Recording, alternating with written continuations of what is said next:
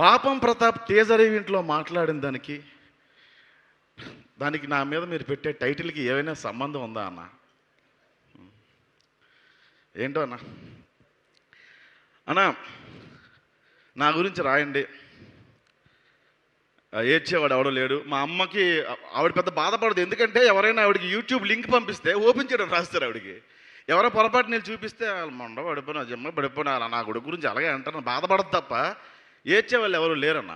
ఎవరైనా అంత ఫ్రెండ్షిప్ చేయడానికి వచ్చినా కూడా అని గసిరి పంపించేస్తాను నేను. అంత ఉత్తముడిని, అంత ఉత్తమ స్వభావం ఉన్నవాడిని నేను. కాబట్టి నా గురించి రాయండి, నా గురించి ఏవైనా మీరు రాసుకోవచ్చు. వీడు మగాడు కాదు మృగాడు, ఈ సినిమాకి వీడు కీలకం కాదు కీటకం, వీడు ఒక ప్రాస్టిట్యూట్, వీడు ఒక ఆల్ఖైదా, వీడు ఒక స్లీపర్ సెల్, పాకిస్తాన్ షేక్ ఉలల్లా ఖాన్తో వీడికి సత్సంబంధాలు ఉన్నాయి. రాయండి అన్న, సింపతి కోసం చెప్పట్లేదన్న. మీడియా మిత్రులారా, నా గురించి మీరు ఏవైనా రాయండి, ఏవైనా.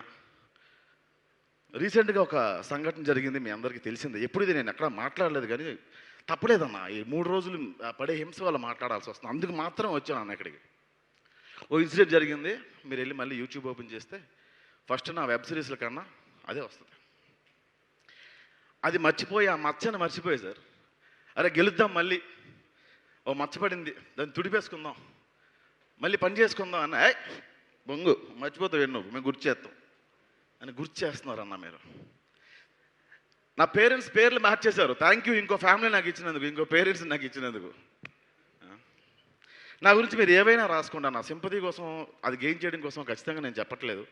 నా గురించి రాయండి, ప్రాస్టిట్యూట్ అని రాయండి, నేను డబ్బులకి వెళ్తానని రాయండి అన్న, ఎనీథింగ్ రాయండి, నాకేం పర్లేదు.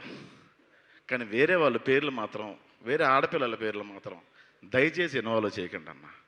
నా గురించి మీరు రాయండి, ఆ రోజు బియ్యం డబ్బులు వస్తాయంటే ఇంకా రాయండి, ఎనీథింగ్ ఏమైనా రాసుకోవచ్చు, మీరు ఏమైనా రాసుకోవచ్చు.